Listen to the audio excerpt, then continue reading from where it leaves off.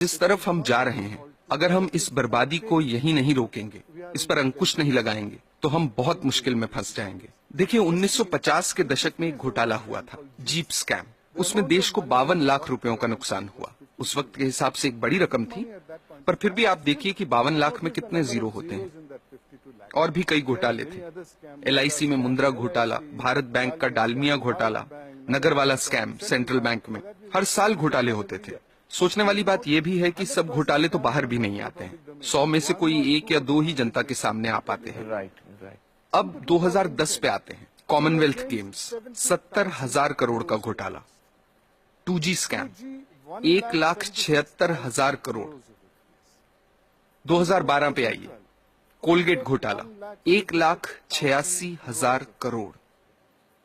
अगर 1,86,000 करोड़ रुपए का एक घोटाला होता है, तो देश की अर्थव्यवस्था पर क्या असर होगा, आप अंदाजा लगा सकते हैं। 1987 में देश के प्रधानमंत्री ने क्या कहा था, वो याद कीजिए। स्वर्गीय राजीव गांधी ने कहा था कि सरकार 1 रुपया गरीबों के लिए खर्चती है, तो उसमें से सिर्फ 15 पैसे ही उन तक पहुंचते हैं। कुछ वक्त पहले कर्नाटक में हमने पढ़ा कि गरीबों को 1 रुपए किलो चावल देने की घोषणा हुई है, जिसके लिए सरकार एक मोटी रकम खर्च कर रही है। कुछ हफ्ते ही बीते थे कि अखबारों में ये रिपोर्ट्स आनी शुरू हो गईं कि जो पैसा गरीबों को 1 रुपए के हिसाब से चावल देने के लिए खर्चा जा रहा है, उससे जो चावल खरीदा जाता है, वो या तो एकदम सड़ा हुआ होता है, या जहां अच्छे चावल की खरीद हुई है, वहां उसे गोदामों से चुरा चुरा के प्राइवेट लोगों को दे दिया गया है। इस तरीके से पैसे की लूट हो रही है। कैसे बच पाएंगे हम?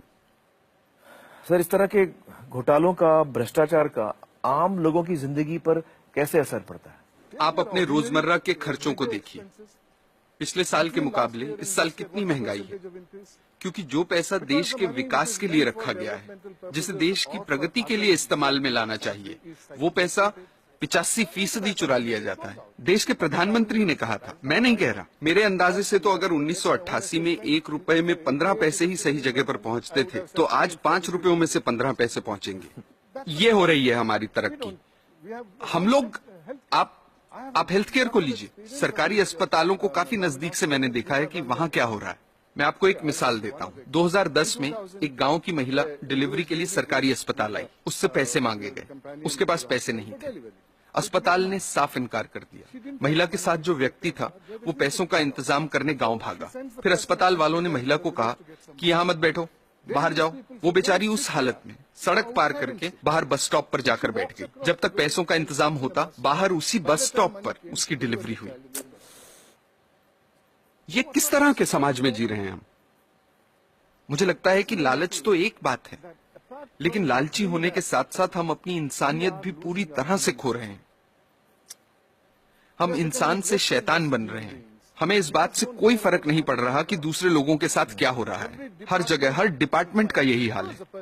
कुछ ईमानदार लोग भी हैं। मैं ये नहीं कह रहा कि सभी 125 करोड़ लोग बेईमान हैं, लेकिन ज्यादातर लोग मजबूरी में ईमानदार हैं, क्योंकि उनके पास बेईमानी करने का मौका ही नहीं है। आज के हालात ऐसे हैं कि एक आदमी जो बड़े ओहदे पे है, वो अगर दूसरे पर उंगली उठाकर कहता है कि आप भ्रष्ट हैं, करप्ट हैं, तो सामने वाला इनकार नहीं करता। वो पलटकर कहता है कि आप नहीं हो क्या भ्रष्ट?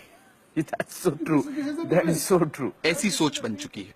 यहाँ जो नौजवान मौजूद हैं, उनसे मैं कुछ कहना चाहता हूँ। Sure, please. मेरी पीढ़ी के लोग अब हालात नहीं बदल पाएंगे। अब सिर्फ आप ही हालात बदल सकते हैं। और आपके लिए अच्छी बात यह है कि लालच सब सरहदें पार कर चुका है, सिर के ऊपर निकल गया है। अब और ऊपर जाने की जगह ही नहीं बची। आपके पास मौका है उसे नीचे लाने का। ये काम आपको जरूर करना है, मेरी खातिर नहीं, अपनी खातिर, अपने बच्चों की खातिर।